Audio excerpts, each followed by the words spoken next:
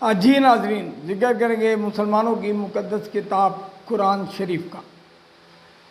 ناظرین، جیسا کہ آپ کو معلوم ہے، عید والے دن سویڈن میں ایک بار پھر مسلمانوں کی مقدس کتاب قرآن پاک کی بے حرمتی کی گئی۔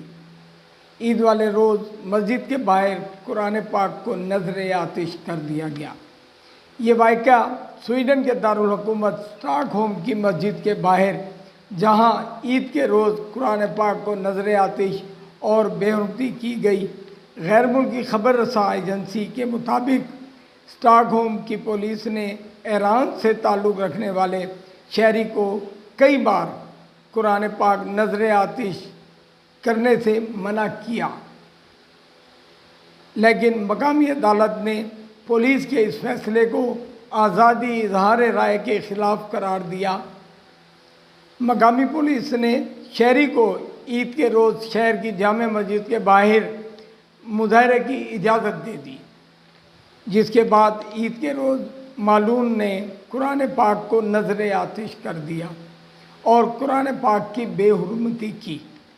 قرآن پاک کی بے حرمتی کے خلاف وہاں موجود مسلمانوں نے شدید احتجاج کیا اور اللہ اکبر کے نعرے لگائے، جبکہ پولیس نے ایک مسلمان کو پتھر پھینکنے کے جرم میں حراست میں لے لیا۔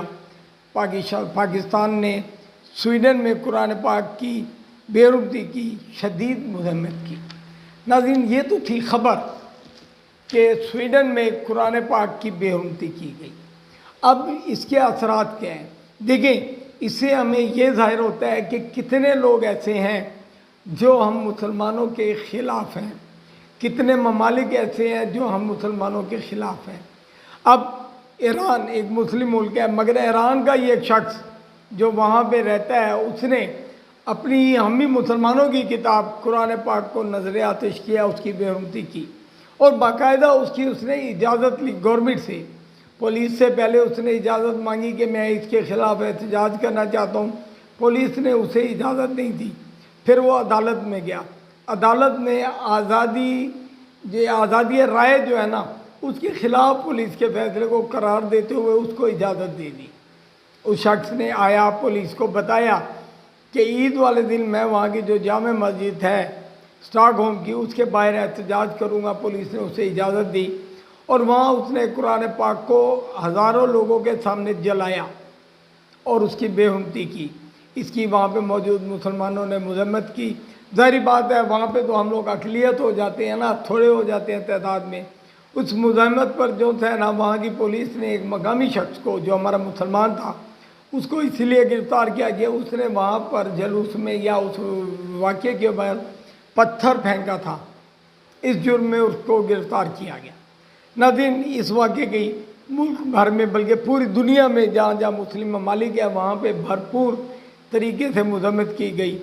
ہمارے پاکستان میں بھی مختلف شہروں میں احتجاج ہوئے، جلوس نکالے گئے، ان ملعون کے خلاف اس کی تصویروں کو جلایا گیا۔ مگر کب تک اس کا انجام ایسے کیا ہے؟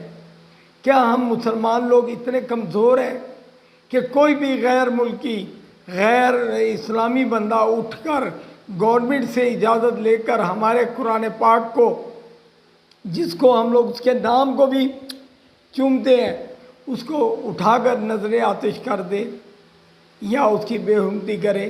ایسا نہیں ہونا چاہیے۔ مقامی حکومت جو ہے وہاں کی، اس کو چاہیے تھا کہ وہ اس کو اجازت نہ دیتی، پولیس کو چاہیے تھا کہ اس کو اجازت نہ دیتی، تاکہ یہ واقعہ نہ ہوتا۔ ایسا ہے کہ یہ جو معلوم شخص ہے، میں نے سنا 10 مرتبہ یہ پہلے بھی یہ ایسے واقعات کر چکا ہے۔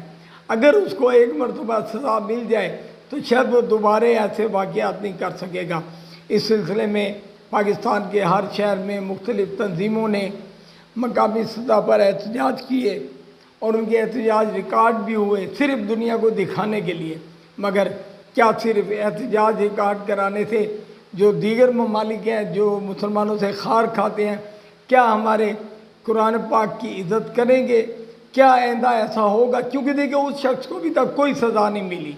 اس سے پہلے ایک خاتون تھی، اس نے بھی ایسی کوئی کیا تھا، اس کے بعد اس کو جل گئی، وہ اس کو آگ لگ گئی، ایسے کئی واقعات ہوئے، لیکن اس معلوم کو خدا پاک کب سزا دے گا، اللہ تعالیٰ اس معلوم کو کب سزا دے گا، اس سلسلے میں یہی کہوں گا کہ ہم تمام دوست احتجاج کریں، لیکن پرامن، اس میں کوئی نقصان نہ ہو، لوگوں کا نقصان نہ ہو، دوسرے ملکوں کو بتا سکیں کہ ہم مسلمان ہیں، ہمارے مقدس کتاب قرآن پاک کی بے ربطی جو ہے ہم سے برداشت نہیں ہوتی۔